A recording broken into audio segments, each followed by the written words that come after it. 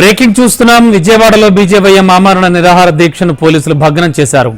నిరుద్యోగ యువత సమస్యలపై బీజేవైఎం దీక్ష చేపట్టింది. ప్రభుత్వం ఇచ్చిన హామీలను అమలు చేయాలంటూ డిమాండ్ చేస్తూ దీక్షకు దిగారు. 2 రోజులే దీక్షకు పోలీసులు అనుమతి ఇచ్చారు. సమయం ముగియడంతో దీక్షను పోలీసులు భగ్నం చేశారు. ప్రభుత్వం జగన్మోహన్ రెడ్డి తమను అక్రమంగా దీక్ష భగ్నం చేయడం చాలా దారుణమైన చర్యగా నేతలు అభివర్ణించారు. నిరుద్యోగ యువతకు ప్రభుత్వం ఇచ్చిన హామీలను అమలు చేయమని ప్రశ్నించినందుకు అక్రమ అరెస్టులు చేస్తారా అంటూ ప్రశ్నించారు.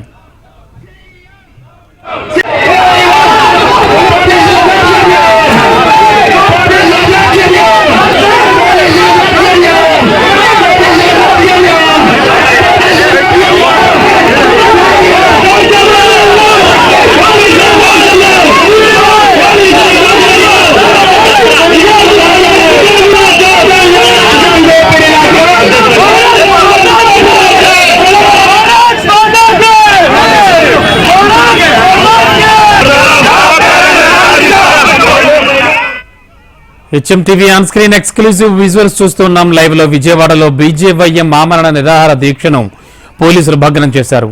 నిరుద్యోగ యువత సమస్యలపై బీజేవైఎం దీక్ష చేపట్టింది. ప్రభుత్వం ఇచ్చిన హామీలను అమలు చేయాలంటూ డిమాండ్ చేస్తూ వారు దీక్షకు దిగారు. 2 రోజులే దీక్షకు పోలీసులు అనుమతి ఇచ్చారు. సమయం ముగియడంతో పోలీసులు దీక్షను భగ్నం చేశారు.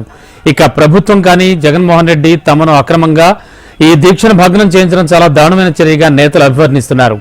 నిరుద్యోగ యువతకు ప్రభుత్వం ఇచ్చిన హామీలను అమలు చేయమని ప్రశ్నించినందుకు అక్రమ అరెస్టులు చేస్తారంటూ వారంతా ప్రశ్నిస్తున్నారు. ప్రస్తుతం అక్కడ ఉద్రిక్త వాతావరణం నెలకొంది. ప్రస్తుతానికి అక్కడ సిచ్యువేషన్ ఏంటో వివరించడానికి మా కరెస్పాండెంట్ కాంతి సిద్ధంగా ఉన్నారు.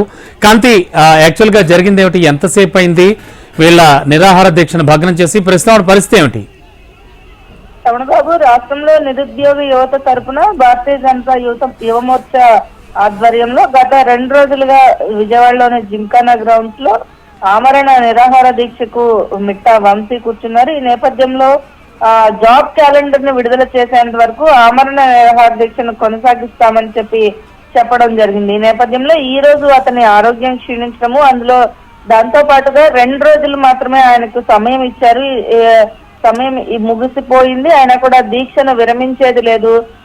జగన్మోహన్ రెడ్డి ఇచ్చిన హామీని ఖచ్చితంగా నిలబెట్టుకోవాలి. ఆంధ్రప్రదేశ్ లోని నిరుద్యోగ యువత అనేక సమస్యలను ఎదుర్కొంటున్నారు అని చెప్పి పోరాటం చేస్తుంటే నిరాహార దీక్షను భగ్నం చేస్తున్నారు పోలీసులు. ఈ నేపథ్యంలో జగన్మోహన్ రెడ్డి తమను అక్రమంగా దీక్ష భగ్నం చేయడం అనేది చాలా దారుణమైన చర్యగా ఆయన అభివర్ణించారు. దీంతో పాటుగా అక్రమ అరెస్టుని చేస్తున్న విద్యార్థులు, నిరుద్యోగ యువత కూడా తమ ప్రభుత్వం ఇచ్చిన హామీ చేయమని ప్రశ్నిస్తే అరెస్టులు చేస్తున్నారంటూ మండిపడ్డారు.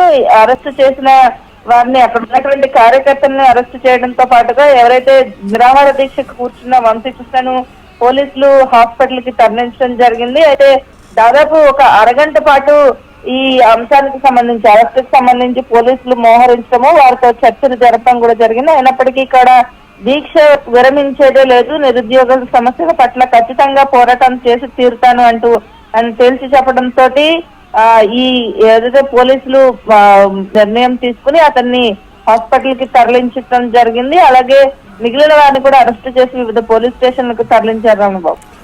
Okay, thank you Kanthi.